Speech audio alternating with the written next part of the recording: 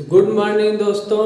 आइए दोस्तों, एक बार फिर सीखते हैं हम महत्तम द्विपद गुणांक तथा महत्तम पद ज्ञात करना, maximum binomial coefficient and greatest term. ठीक है, यानी क्या है, सुनो। x plus y power n के विस्तार में जो आपका मतलब मैक्सिमम कोएफिशिएंट होता है उसको हमें यहाँ पे ज्ञात करना सीखना है। ठीक है, जो बाइनोमियल कोएफिशिएंट होते हैं उनको मैक्सिमम वैल्यू उनकी ज्ञात करना सीखना है। ठीक, इसके बारे में मैंने फर्स्ट वीडियो में बताया था, लेकिन यहाँ पे सवाल दिया इसलिए फिर हम समझाने जा रहे हैं आपको। ठीक है, जैसे हमने बताया था आपको कि 6CR का मैक्सिमम वैल्यू अगर निकालना है तो R बराबर क्या होता है, n/2 होता है। कब होता है बाबू, जब ये n होता है ना, ये n की वैल्यू क्या हुआ आपकी इवन, तो n/2 लिया जाता है। ठीक है, अच्छा, और 5CR इस मैक्सिमम वैल्यू अगर निकालना है तो n अगर आपका ऑड नंबर तो उसकी दो वैल्यू मिलती हैं, r के दो मान मिलते हैं, एक होता है n-1/2, एक होता है n+1/2। ठीक है, ये फार्मूला हमने बताया पार्ट 1 में। ठीक है, तो आप ध्यान से देखिए, अगर 6CR की वैल्यू निकालना है तो r n/2 होगा, तो 6/2 यानी 3 आ जाएगा। तो इसका मतलब 633 की वैल्यू क्या होगी, मैक्सिमम होगी। आप कहोगे सर दिखाइए हमको, आओ दिखा देते हैं। देखो ये देख रहे हैं, ये वाला, ये देखिए, ये लाइन देखिएगा, 6C0 6C1 6C2 6C3 6C4 6C5 6C। आप यहाँ पे ध्यान से अगर देखेंगे 6C3 यहाँ लिखा हुआ, देखो ये 0 वाला 1 है 2 है, यहाँ 6C3 लिखा हुआ, और इसकी ही वैल्यू देखो आप सॉल्व करने पे मैक्सिमम आई है नहीं इसको ऑप्शन की। ऐसे ही अगर मैं बात करूँ 5CR इन मैक्सिमम R की वैल्यू के बारे में, तो इसमें दो वैल्यू मिलेगी, मैंने बताया n-1/2 फार्मूले से निकाल के 5C2 आएगा, दो आया था, n+1/2 से 3 यानी 5C3 आएगा। आप कहोगे सर ये भी दिखाइए, या अब आइए यहाँ पे 5C0 5C1 5C2 5C3 5C4 5C है, तो 5C2 जो है ये वैल्यू और 5C3 ये वैल्यू, ये दोनों देखो क्या वैल्यू है आपकी, मैक्सिमम है कि नहीं, और उसमें ये 5 और 5 है, तो दो वैल्यू आपकी यहाँ मैक्सिमम है, यही मैंने बताया भी आपका। तो कोएफिशिएंट के लिए 5C2 5C3 वैल्यू क्या होगी आपकी, मैक्सिमम होगी। ठीक है, ऐसे ही अगर मान लीजिए हमें आपको मतलब x + a⁴n के विस्तार में महत्तम पद ज्ञात करना है, तो कैसे निकालेंगे इस चीज़ को हम सीखते हैं। चलो इसको मिटाएं, ये समझ में आ गया होगा शायद आपको, है ना। चलिए, देखा आपने यूज पढ़ा ना इसका। देखो अगर मैं कहूँ x + y⁴n, ठीक, के विस्तार में महत्तम पद ज्ञात कीजिए, यानी to find generalest term of expansion of x + y⁴n। ठीक, तो हम जानते हैं कि x + y⁴n के विस्तार में महत्तम पद या जिसे हम व्यापक पद कहते हैं, t क्या होता है, r+1 होता है, t प्लस क्या होता है, r+1 होता है। ठीक है, तो जो ये वैल्यू है वो इसके विस्तार में ग्रेटर देन होनी चाहिए या इक्वल टू किसमें से, tr के होनी चाहिए, tr के होनी चाहिए। ठीक, ये बात समझ में आ रही है, हाँ, ये बात समझ में आ रही है। तो अब इसको अगर हम इधर करें तो क्या हो जाएगा, tr+1/tr > 1 हो जाएगा। ठीक, अब हम इसका फार्मूला भी जानते हैं, NCR x⁴n - r और y⁴r हो जाएगा, और बट्टे इसका फार्मूला देखोगे NCr-1 हो जाएगा, r है ना सिर्फ इसलिए r-1 हो जाएगा। ठीक, और x⁴n माइनस ब्रैकेट में r-1 होगा तो r+1 हो जाएगा। ठीक, इंटू y⁴r-1। ओके, ये ग्रेटर देन होगा 1।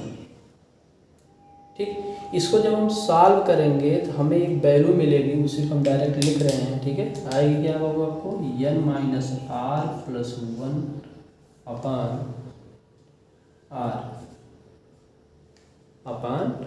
n-r+1/r इंटू ब्रैकेट में y/x is greater than r = 1।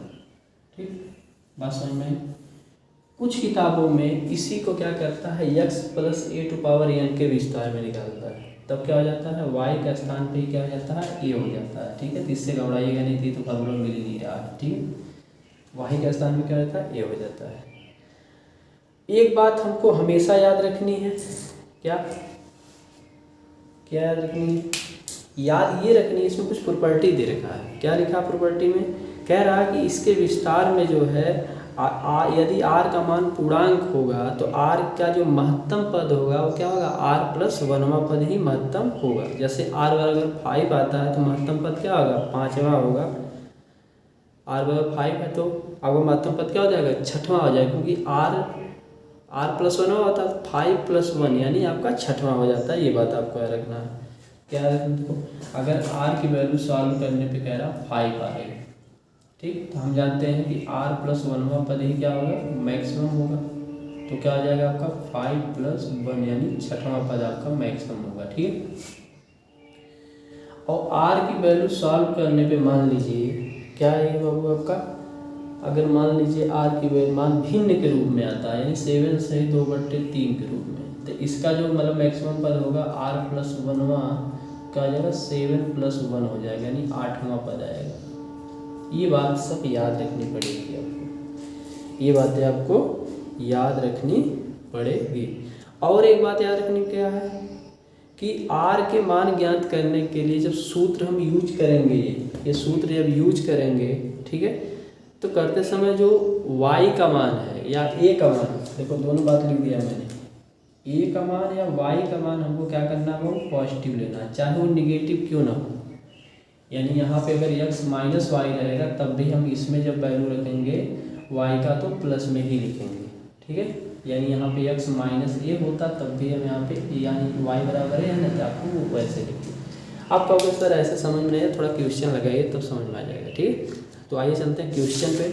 Question आपका सन में आया हुआ है 2002 में। ठीक, इसको लगा दिया बेटा, इसको बस मिटाते हैं, क्वेश्चन को लिखते हैं। क्वेश्चन क्या, देखो यदि x बराबर 4, क्या कहा है, यदि x बराबर 4 तो 4 minus 3x whole to power 8 के प्रसार में महत्तम पद ज्ञात करो, के प्रसार में महत्तम पद ज्ञात करो। ठीक, तो हम अभी पढ़ के आए हैं x plus y to power n के प्रसार में जो महत्तम पद होता है। ठीक, तो इसको अगर देखें यहाँ से, तो यहाँ पे x की वैल्यू कितनी बाबू 4 है। ठीक, y की वैल्यू क्या है, -3x है कि नहीं है, और n की वैल्यू कितनी है बताओ, यहाँ पे 8 है। तो हमने पहले बताया है कि y की वैल्यू जब इस फार्मूले में रखा जाएगा तो प्लस लिया जाएगा, यानी ये वैल्यू आपको जो y बराबर है वो क्या लेना है, 3x लेना, ना कि -3x यहाँ रखना। ठीक है, ये बात याद रखना। मिटाते हैं इसको और उसके बाद सॉल्व करते हैं। फार्मूला हमारे पास यही है,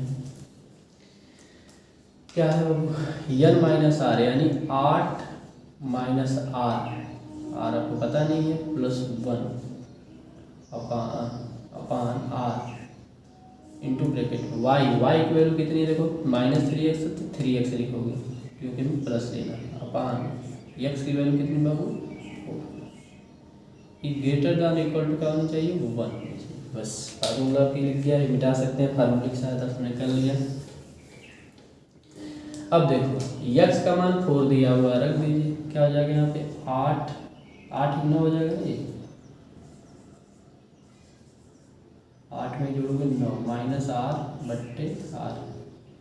यहाँ क्या हो जाएगा, देखो 3 इंटू एक्स का मान 4 ग्रेटर दैन इक्वल टू 1, ये 4 से कट जाएगा। ठीक है, अब क्या हो जाएगा, देखो